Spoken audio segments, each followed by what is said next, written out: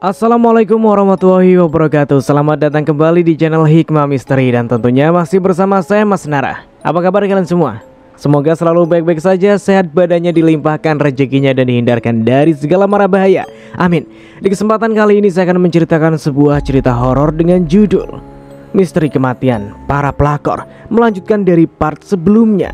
Oke, seperti biasa sebelum ke ceritanya, bagi kalian yang belum subscribe channel ini, silahkan bisa subscribe dulu dan aktifkan lonceng notifikasinya agar kalian tidak ketinggalan cerita dari channel Hikmah Misteri yang akan selalu menggetarkan hati kalian. Oke, terima kasih. So, get ready to be haunted.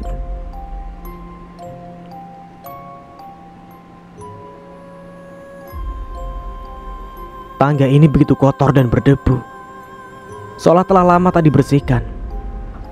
Selain itu, kulihat jaring laba-laba menghiasi langit-langit. Seketika bulu kuduku meremang. Begitu pula dengan degup jantungku yang seakan tak beraturan. Lalu tiba-tiba mataku membelalak saat melihat apa yang kutemukan di sana. Semuanya membuat seluruh tubuh lemas dan bergetar hebat. Tetapi aku harus kuat dan harus segera merekamnya.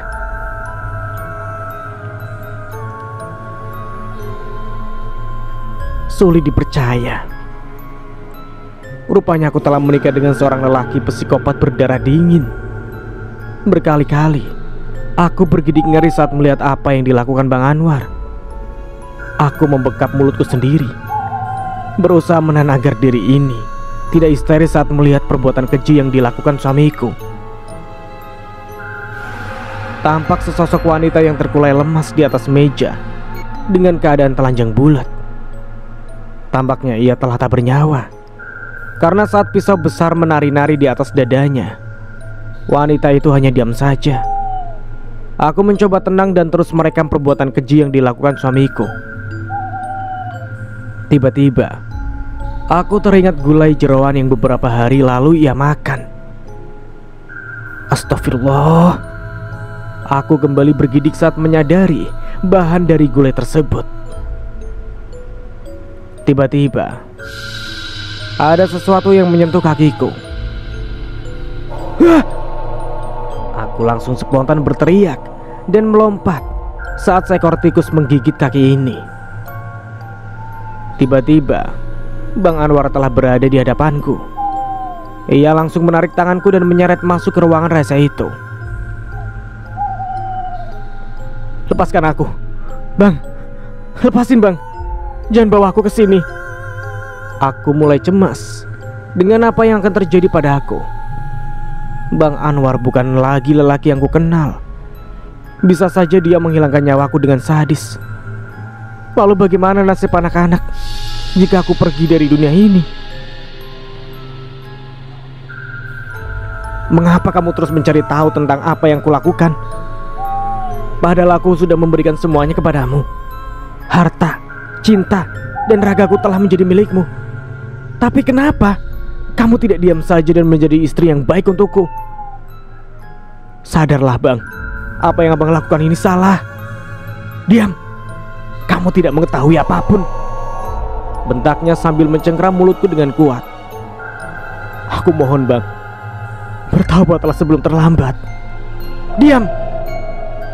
Wajahnya tampak mengerikan, seolah hendak menelanku bulat-bulat. Tiba-tiba ia bersiul. Lalu sesosok makhluk tinggi besar berbulu lebat dengan taring yang sangat besar dan mengerikan itu tiba-tiba muncul.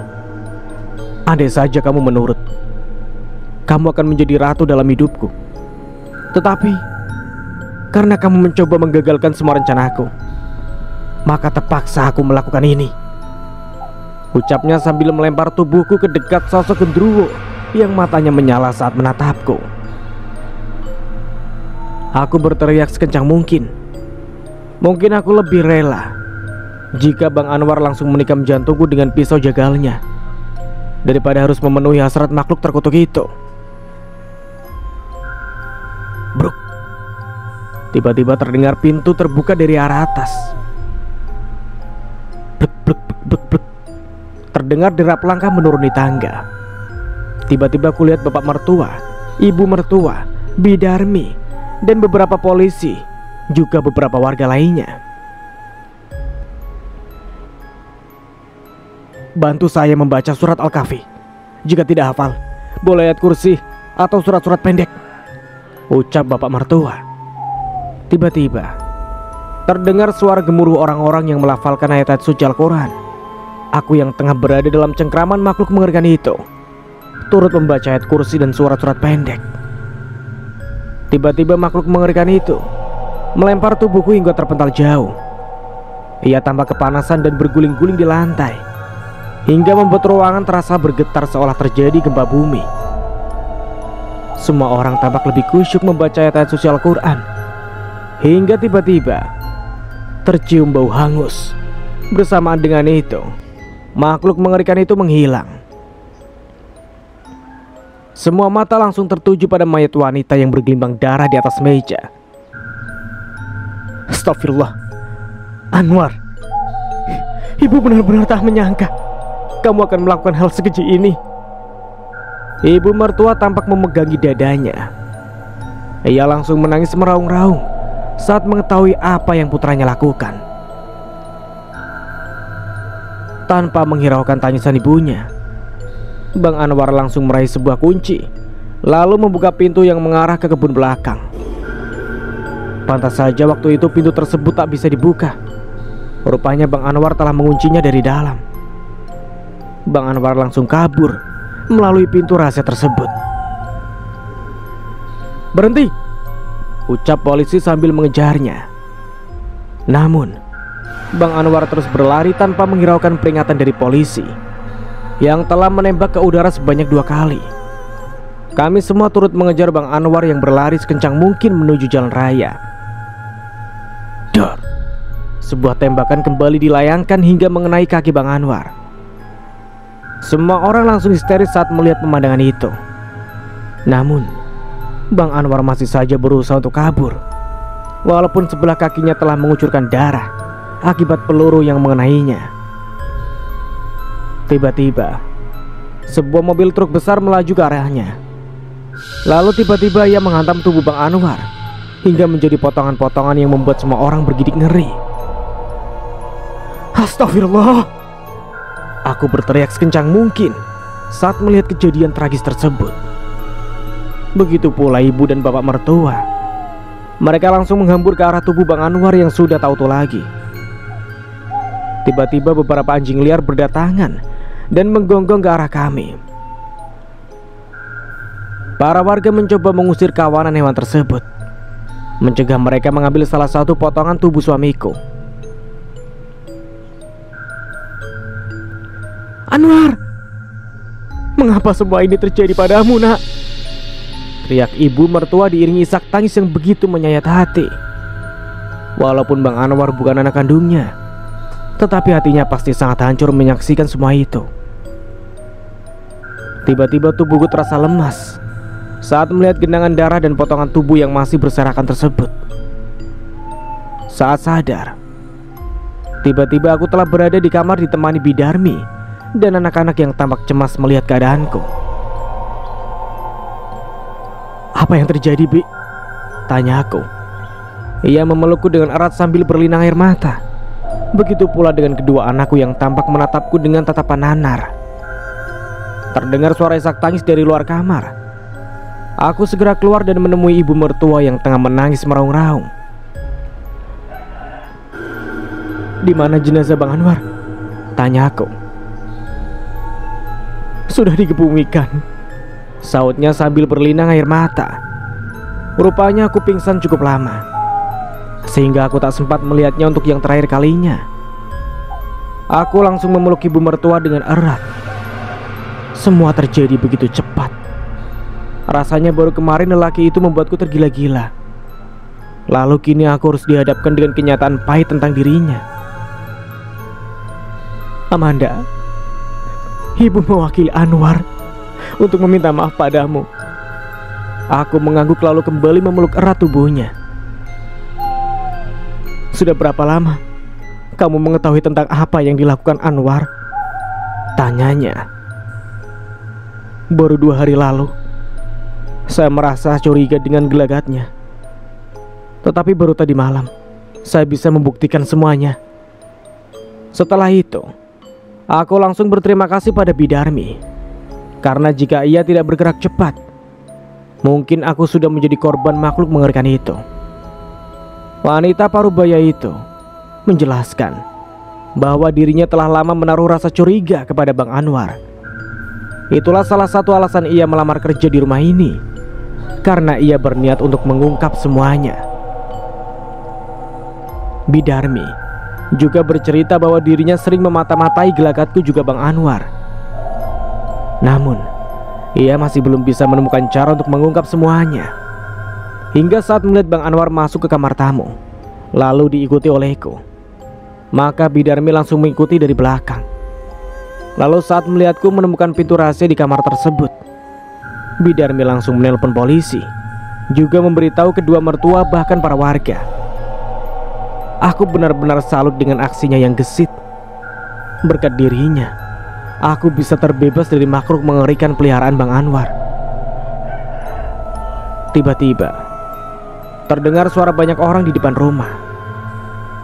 Mereka semua tampak murka setelah mengetahui bahwa suamiku adalah dalang di balik semua kejadian tragis yang menimpa banyak wanita di daerah itu. Seorang wanita yang merupakan ibu dari jenazah wanita yang merupakan korban terakhir Bang Anwar tampak mengamuk dan hilang kendali. Aku dan mertua hanya bisa meminta maaf dan pasrah atas semua tuntutan yang mereka berikan. Rumah Bang Anwar kemudian dijual. Kami berjanji akan membayar semua tuntutan yang mereka layangkan dari hasil penjualan rumah beserta kebun pisang di belakangnya. Walaupun sebenarnya kami tahu sebanyak apapun uang yang kami berikan takkan bisa mengobati luka atas kematian para wanita yang telah menjadi korban Bang Anwar. Sebenarnya tak semua orang mengutuk aksi keji yang dilakukan Bang Anwar. Ada pula beberapa wanita yang mengucapkan terima kasih karena Bang Anwar telah berhasil menumpas semua pelakor di desa ini. Apapun alasannya, menurutku Bang Anwar tetaplah salah karena menjadi psikopat dan menjadi pengabdi iblis. Oke, kita flashback di kehidupan Anwar. Lanjut. Sebuah mobil melaju. Saat di kampung tersebut masih belum banyak yang memiliki mobil. Dua orang gadis yang tengah bersolek di depan rumahnya tampak membelalak saat melihat mobil itu melintas di depan mereka. Mobil siapa itu? Masih kinclong? Sepertinya baru, bisik salah satu dari mereka yang tampak terpana dengan mobil tersebut. Tiba-tiba jendela mobil dibuka. Seorang wanita hamil tampak tersenyum ke arah dua gadis itu. "Permisi, Neng." Ia menyapa dengan ramah. Namun kedua gadis itu malah menjebik menanggapi keramahan wanita yang dalam pikiran mereka tengah pamer mobil barunya. "Teh dia, saya sebel deh sama dia. Kenapa sih dia yang jadi istri Kang Hadiningrat?" gerutu seorang gadis berusia 17 tahun. "Iya, sebel banget. Padahal kita jauh lebih cantik dari dia," saut gadis berambut ikal yang tatapan matanya tak mau ia lepaskan dari mobil berwarna silver yang semakin menjauh. Kedua gadis itu bernama Marta dan Dia. Saat itu, di desa tersebut, usia 19 tahun adalah usia yang telah matang untuk menikah. Karena rata-rata para gadis akan dilamar setelah lulus SMA. Malah ada yang sekolah hanya sampai lulus SMP, lalu setelah itu dijodohkan oleh kedua orang tuanya. Dia yang saat itu telah berusia 19 tahun beberapa kali menolak lamaran lelaki yang datang kepadanya, karena yang ada dalam pikirannya hanyalah Hadiningrat, seorang juragan kaya yang memiliki banyak warisan dari orang tuanya. "Halo Marta cantik." Seorang pemuda datang membawa setangkai bunga untuk gadis cantik yang rambutnya dikepang dua. Ia langsung histeris sambil berlari masuk ke kamarnya. Sementara Dia langsung mengikutinya masuk. Walaupun telah lama bersahabat, tapi keduanya mengincar seseorang lelaki yang sama, yaitu Hadiningrat. Keduanya memimpikan menjadi istri orang terkaya di kampung itu. Mar, gimana kalau kita mengatur sebuah cara untuk menyingkirkan si Khadijah dari kehidupan Kang Hadiningrat?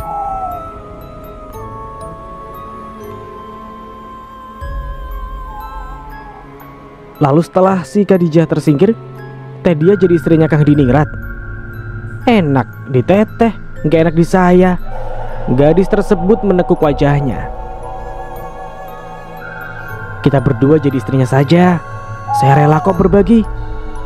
Keduanya langsung tersenyum, lalu mengatur sebuah siasat. Dengan dibantu seorang preman di kampung itu, mereka merencanakan sebuah rencana yang akan membuat seorang istri diusir oleh suaminya sendiri. Siang itu, tampak Khadijah tengah berjalan seorang diri sambil mengelus perutnya yang baru beberapa bulan juga menuntun anak lelaki berusia 5 tahun. Mau kemana teh? Tanya dua gadis itu. Mau mengantar anak saya jalan, sautnya sambil tersenyum ramah. Teteh pasti selalu sibuk ya. Padahal kami ingin mengajak teteh untuk ngeliwat. Mana mau teh Khadijah berteman dengan kita, apalagi diajak ngeliwat di gubuk tengah sawah. Ngeliwat adalah cara berkumpul sambil membuat nasi liwet, lalu nanti dimakan bareng-bareng menggunakan daun pisang sebagai alas makannya. Wah, saya sudah lama gak ngeliwat sejak menikah dengan Kang Hadiningrat. Khadijah teringat masa-masa gadisnya yang selalu ngeliwat bersama teman-teman sebayanya. Ia berpikir, mungkin tak apa sekali-kali mengenang masa remaja bersama para gadis tersebut. Lagi pula suaminya sejak pagi telah berangkat ke pabrik tahu dan tempe miliknya. Setelah itu, mereka janjian untuk ngeliwat di sebuah gubuk tengah sawah. Suasana yang sejuk dengan dihiasi hamparan sawah juga air bersih yang mengalir jernih akan menambah kenikmatan saat menyantap nasi liwet. Di gubuk tersebut telah tersedia bahan-bahan untuk memasak liwet. Marta dan dia langsung membuat tungku sederhana dari batu. Setelah itu mulai mencuci beras menggunakan air yang mengalir jernih dari balik bebatuan. Teteh tunggu sebentar ya, kami mau mencari kayu bakar sekalian mencari lalapan, ucap Marta dan dia. Khadijah mengangguk, lalu menunggu mereka di gubuk bersama anak lelakinya yang tengah anteng menangkap belalang. Tiba-tiba seorang lelaki datang menghampiri Khadijah. Punten teh, saya mau bertanya, Kampung Pasir Daun masih jauh nggak dari sini? Tanyanya sambil memegangi kepala, lalu duduk di sebelah Khadijah. Lumayan jauh, terhalang 2 kampung kalau dari sini, sahutnya. Bolehkah saya numpang duduk? Kepala saya sakit, ucap lelaki tersebut sambil memegangi tiang gubuk. Karena melihat kondisi lelaki tersebut yang memprihatinkan, Khadijah membiarkan ia duduk. Ia berpikir bahwa Marta dan dia akan segera datang, jadi ia tak perlu khawatir dengan keberadaan lelaki tersebut. Namun ternyata Marta dan dia sejak tadi malah pergi ke pabrik Hadiningrat. Kang, istri Akang sedang selingkuh di gubuk, ucap dia. Awalnya Hadiningrat tidak percaya, tetapi akhirnya ia merasakan penasaran dan ingin membuktikannya. Mereka bergegas pergi ke gubuk yang dimaksud. Dari kejauhan, Hadiningrat tampak terkejut melihat istri dan anaknya yang tengah berada di gubuk bersama seorang lelaki. Ia segera mempercepat langkah. Sayang, anak kita sudah besar, ditambah lagi anak yang dalam kandungan. Jadi kapan kamu bercerai dengan suamimu itu? Aku tak rela anak kita terus-menerus memanggilnya ayah, ucap lelaki tadi sambil merangkul Khadijah. Apa-apaan sih kamu?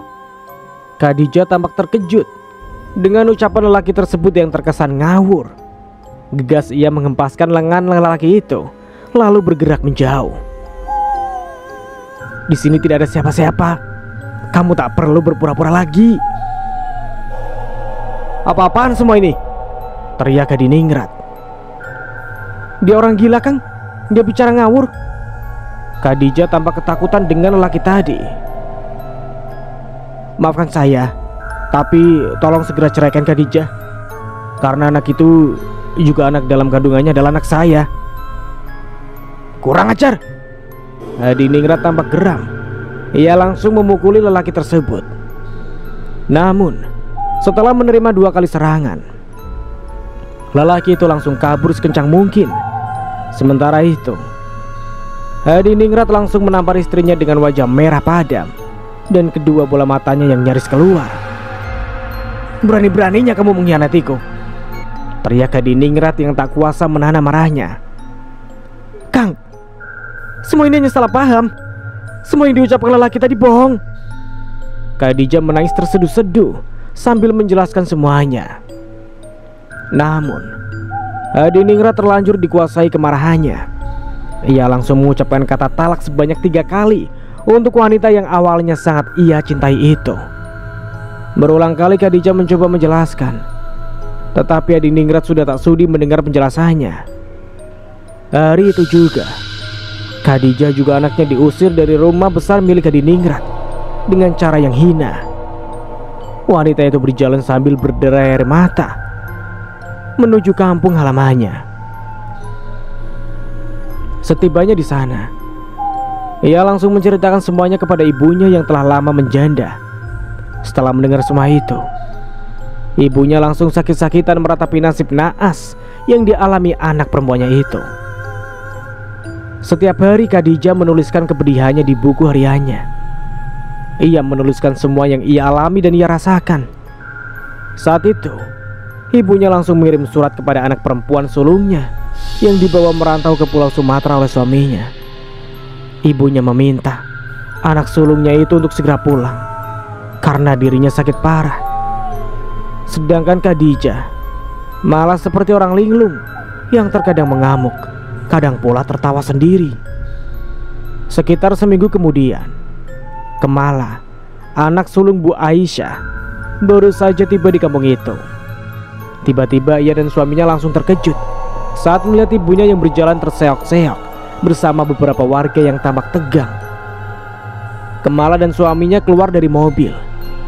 Ia langsung memanggil ibunya yang tampak lemah tetapi memaksakan diri untuk berjalan. "Mau kemana, Bu?" tanya Kemala. "Kita harus pergi ke gubuk itu. Tadi ada warga yang memberitahu Ibu bahwa terjadi sesuatu pada adikmu di gubuk itu," ucap Bu Aisyah sambil mengatur nafas. Wajahnya terlihat pucat pasi sambil sesekali memegangi kepalanya. Tetapi ia berusaha menguatkan diri untuk melihat apa yang terjadi pada anak perempuannya. Mereka semua langsung bergegas ke gubuk yang dimaksud. Setibanya di sana, semua mata langsung terbelalak saat melihat seorang wanita hamil yang tergantung tak bernyawa di gubuk tersebut. "Khadijah!" teriak Kemala juga Bu Aisyah. Wanita parubaya itu langsung terkulai dan tak sadarkan diri saat melihat apa yang terjadi pada anak perempuannya.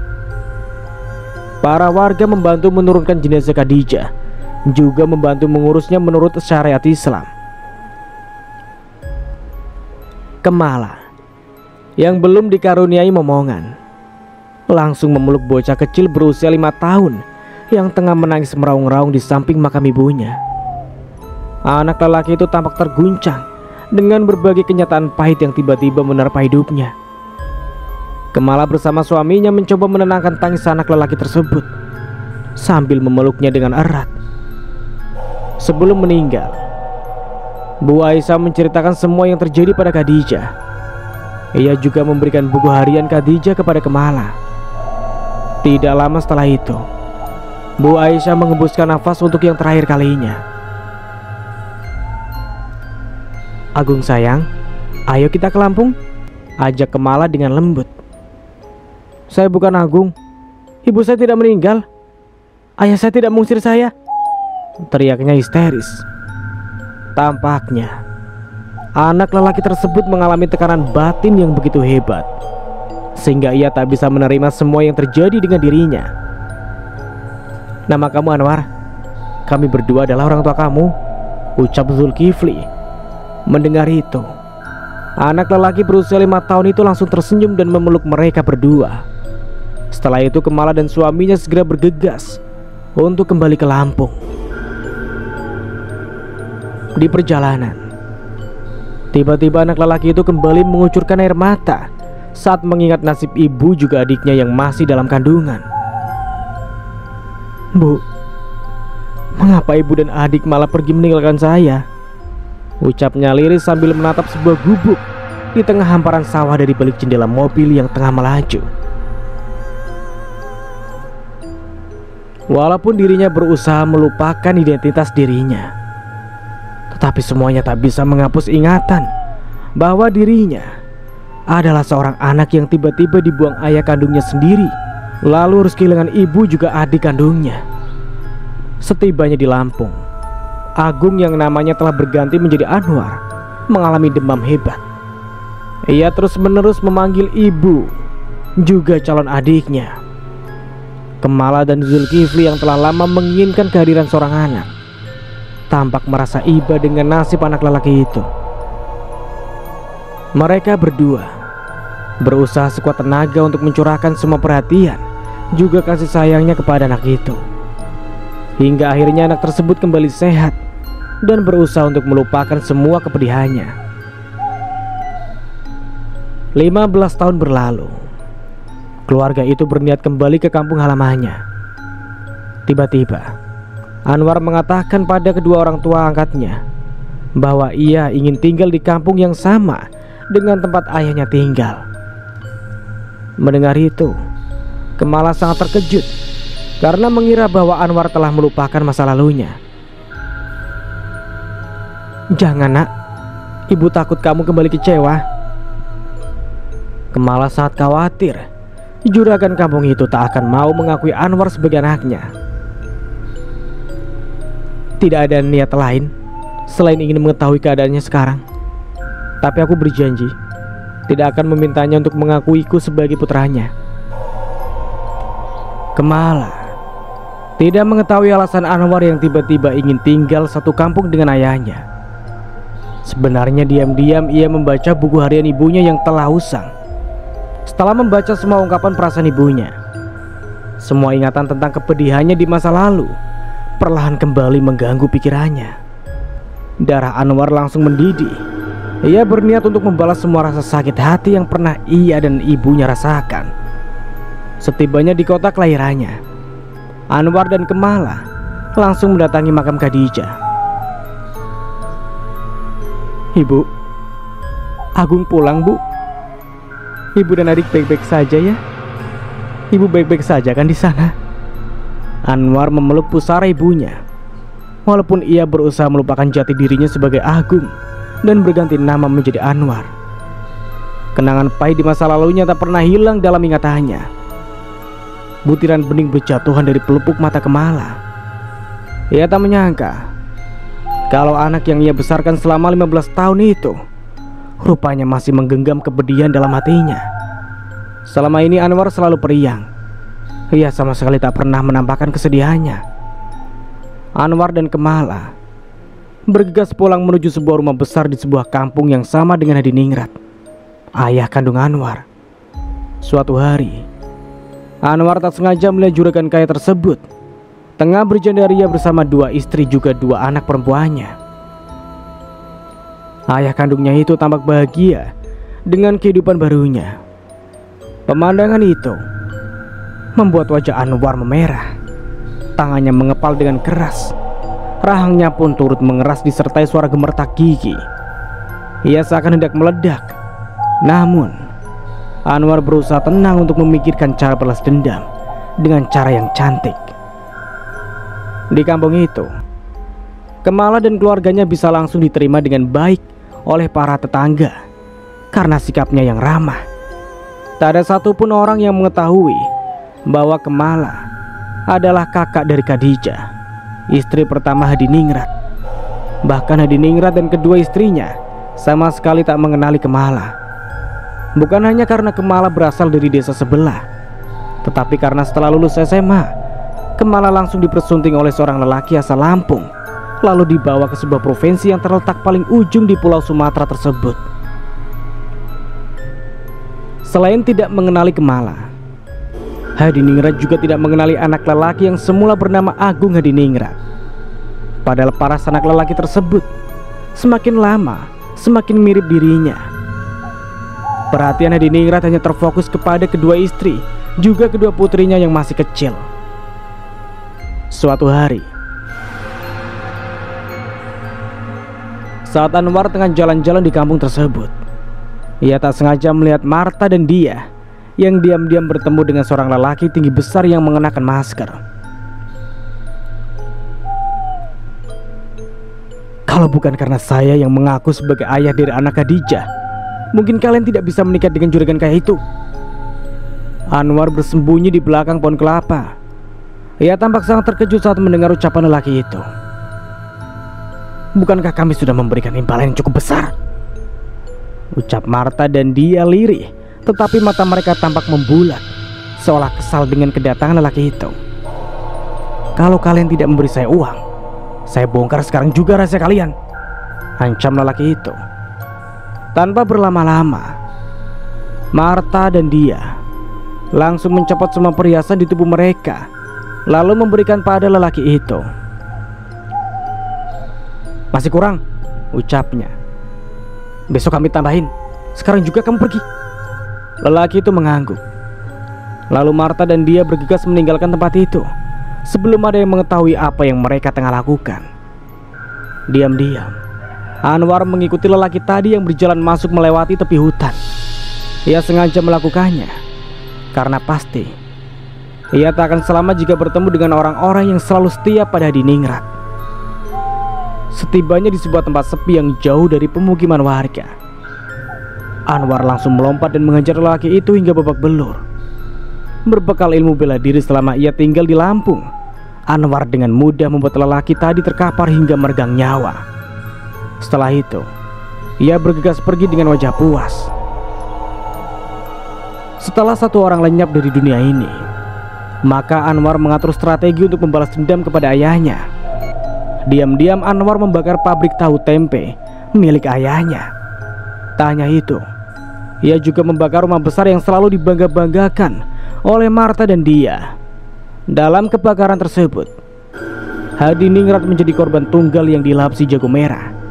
Karena saat itu Marta dan dia tengah berada di luar rumah dan berhasil menyelamatkan diri, sementara para pembantunya berhasil menyelamatkan diri dan hanya mengalami luka ringan.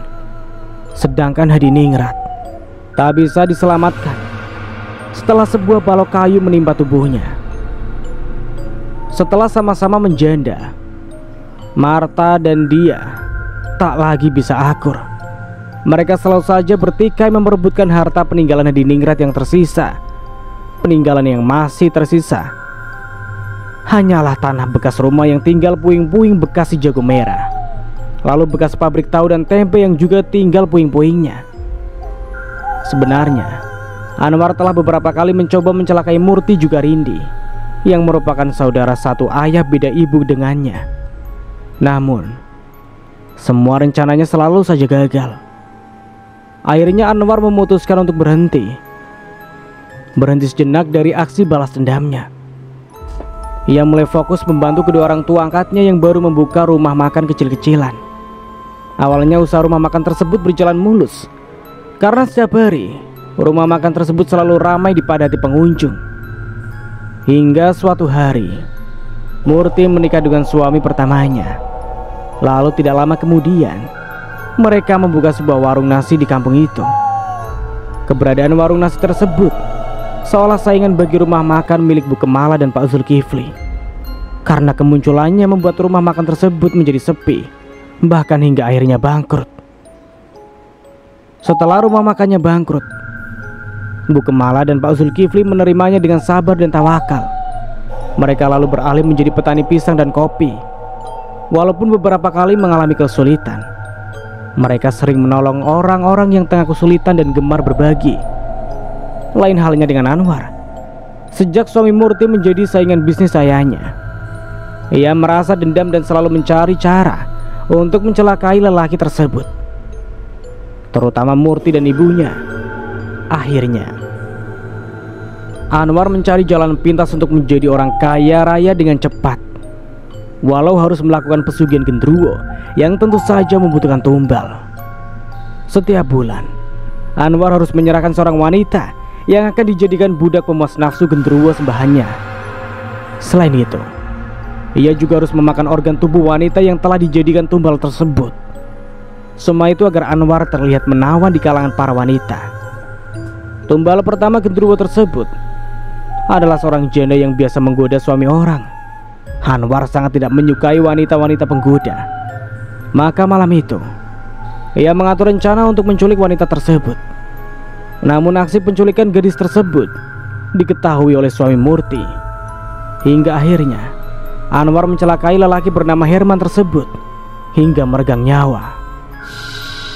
Hanya beberapa bulan saja, Anwar tiba-tiba memiliki pabrik tahu dan tempe mengikuti jejak ayah kandungnya. Usaha Anwar berkembang pesat. Selain itu, ia juga membangun sebuah rumah untuk dirinya sendiri agar ia bisa lebih leluasa melakukan ritual pesugihan. Melihat kesuksesan anak lelakinya, Bu Kemala beberapa kali mengenalkan wanita-wanita cantik kepada Anwar. Namun, semua wanita itu selalu ia tolak karena Anwar memiliki misi untuk membalas dendam kepada dua wanita yang telah menghancurkan hidup ibunya juga kepada anak-anak mereka. Anwar berpikir, jika ia menikah, maka semua rahasianya akan terbongkar dengan keberadaan orang lain dalam hidupnya. Hingga suatu hari, Anwar mendengar kabar tentang seorang wanita yang diselingkuhi oleh suaminya. Amanda nama wanita itu. Kebetulan wanita yang telah menghancurkan rumah tangga Amanda adalah Murti, salah satu target balas dendam Anwar yang sudah sejak lama ia incar. Maka Anwar mengatur siasat untuk bisa melenyapkan Murti sekaligus menjadikannya tumbal pesugihan. Diam-diam Anwar selalu menyelidiki tentang keseharian Murti. Suatu malam, ia melihat seorang lelaki masuk ke rumah makan Murti sambil celengukan. Dari kejauhan, ia memperhatikan tingkah kedua insan yang tengah saling bergelayut mesra. Padahal lelaki tersebut telah memiliki istri dan 3 orang anak. Saat Murti menutup pintu rumahnya rapat-rapat, Anwar mengendap-endap menuju samping rumah untuk mengintip mereka dari balik kaca jendela yang gordennya terbuka sedikit. Tapak olehnya, 2 orang tadi tengah bercumbu mesra. Lalu tidak lama kemudian, terdengar desahan yang menurutnya sangat menjijikan. Anwar bergegas pergi meninggalkan mereka. Dadanya bergemuruh. Kembali terbayang dalam ingatannya ketika ia dan ibunya diusir dari rumah karena fitnah Budia, ibu Murti. Hatinya dipenuhi kebencian kepada Budia juga Murti. Terlebih sikap Murti yang suka menggoda suami orang membuat Anwar semakin membencinya.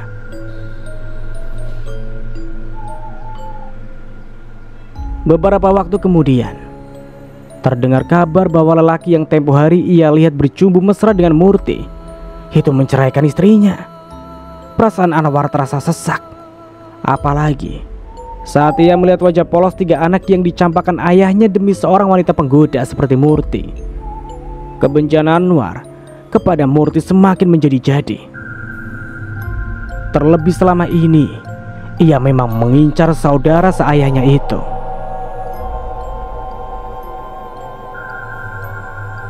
Suatu malam, Anwar melihat Murti yang baru pulang dari warung. Diam-diam ia mengajak Murti untuk ke tempat sepi. "Bang Anwar, mau bicara apa sama Murti?" tanyanya dengan senyum genit. Sebenarnya Murti sudah lama mengincar Anwar karena Anwar kini menjadi orang terkaya di kampung.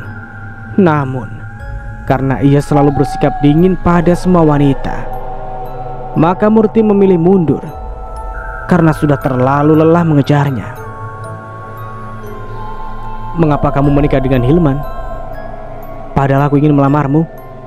Seketika Murti terkesiap saat mendengar penuturan lelaki yang sebenarnya adalah saudara seayah dengannya itu.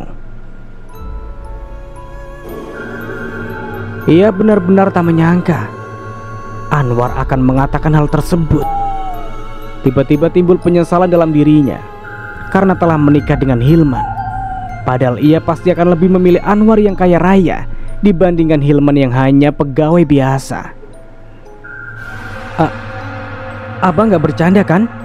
Murti tampak salah tingkah. Anwar menarik tangan Murti menuju sebuah ruangan rahasia di rumahnya. Di sana ia mengatakan kata-kata cinta yang membuat perasaan Murti seketika campur aduk. Andai saja abang bilang lebih awal, mungkin Murti gak akan menerima Bang Hilman. Anwar hanya tersenyum tipis mendengar ucapan Murti. Ia lalu kembali mengatakan kata-kata manis yang sanggup menghipnotis wanita tersebut. Namun tanpa diduga-duga, tiba-tiba Anwar langsung mengikat kaki dan tangannya. Selain itu, ia juga menyumpal mulutnya. Mata Murti membelalak. Ia tak mengerti dengan apa yang dilakukan Anwar kepadanya. Anwar bersiul. Tiba-tiba sosok makhluk tinggi besar berbulu lebat muncul. Mata Murti membelalak. Jantungnya berdebar hebat saat melihat makhluk mengerikan tersebut. Namun ia tak bisa berbuat apapun karena mulutnya disumpal dengan kedua tangan dan kakinya terikat. Saat itu Murti hanya bisa menjerit dalam hati disertai air mata yang mengucur dengan deras saat sosok mengerikan itu menggerayangi tubuhnya. Murti benar-benar tak menyangka dirinya akan menjadi budak pemuas nafsu makhluk mengerikan tersebut. Setelah puas menikmati tubuh Murti, makhluk mengerikan tersebut menghilang, meninggalkannya yang tengah terkulai lemas, menahan rasa sakit yang tak bisa dijabarkan. Murti tak hanya merasa sakit di bagian tubuhnya, tetapi jiwanya langsung terguncang mengalami kejadian tersebut yang mendera jiwa dan raganya. Melihat penderitaan yang tengah dialami Murti, Anwar tak lantas menaruh rasa iba kepadanya. Ia malah langsung menghilangkan nyawanya, bahkan mengeluarkan organ dalamnya, lalu menjadikannya gulai sebagai persyaratan pesugihan yang ia lakukan. Setelah menghabisi Murti, Anwar juga menghabisi Rindi dengan cara yang serupa. Semua itu ia lakukan karena dendam. Rindi adalah anak Bu Marta, wanita yang bekerja sama dengan Budia untuk memfitnah ibu Anwar, sehingga Anwar juga ibunya diusir oleh Adiningrat. Selain karena Rindi adalah anak Bu Marta, Rindi juga merebut suami orang, sehingga menyebabkan seorang istri dan seorang anak diusir dari rumahnya. Anwar mengutuk perbuatan Rindi karena semua itu mengingatkan masa lalunya yang pedih. Setelah kedua wanita penggoda itu lenyap, tawa Anwar pecah. Ia sangat puas dengan apa yang dilakukannya. Hingga suatu hari ia bertemu dengan Amanda dan ketiga anaknya. Berawal dari rasa iba, diam-diam Anwar memiliki perasaan suka kepada Amanda. Namun rupanya Amanda masih menyimpan perasaan kepada mantan suaminya. Maka Anwar menyuruh dua orang lelaki untuk berpura-pura hendak melecehkan wanita itu. Lalu Anwar akan datang sebagai pahlawan. Semua rencana Anwar berjalan sesuai rencana, sehingga ia bisa menarik perhatian wanita tersebut. Setiap hari Anwar selalu menyelidiki gerak-gerik wanita tersebut. Hingga suatu waktu ia mengetahui bahwa Budia, wanita yang sangat ia benci, itu tengah berusaha untuk mencelakai Amanda. Anwar meminta ibu angkatnya untuk menyuruh Amanda tinggal di rumah orang tuanya tersebut. Lalu saat malam tiba, ia melihat Budia yang berjalan mengendap-endap masuk ke kontrakan Amanda sambil membawa balok kayu. Anwar sengaja mencongkel jendela dan masuk ke dalam rumah tersebut untuk menarik perhatian Budia.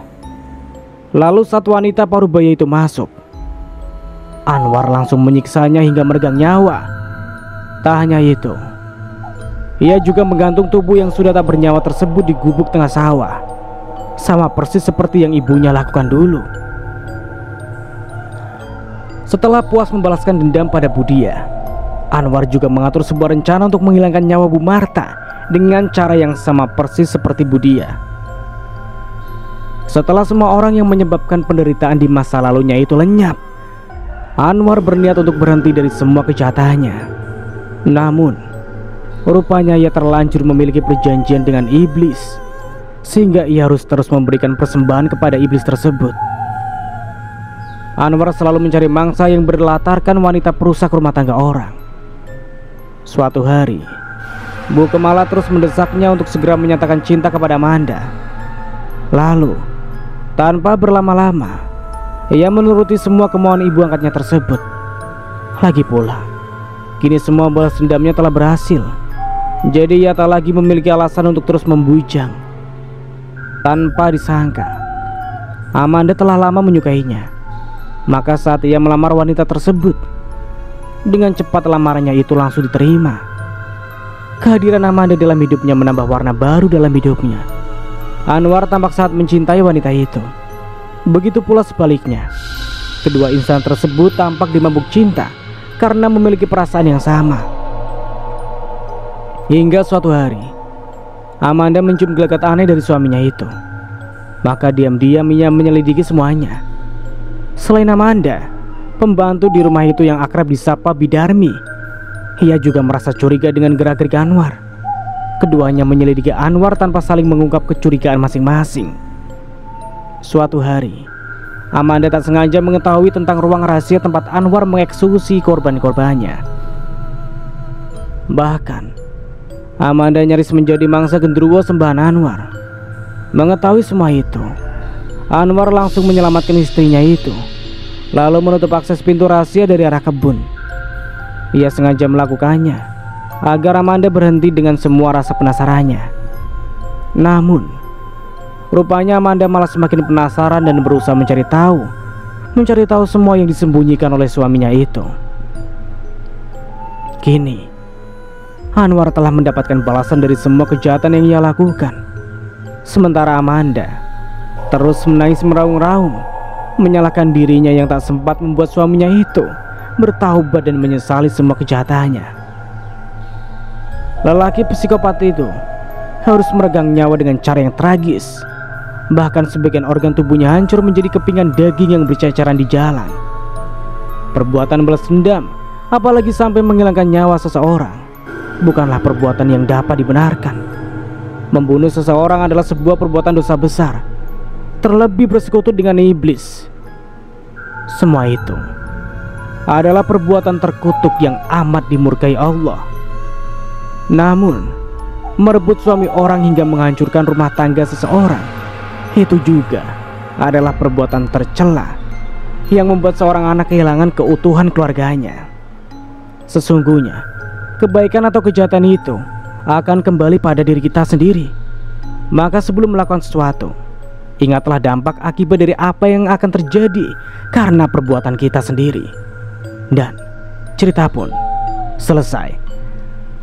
Semoga kita bisa mengambil hikmahnya dari cerita di atas.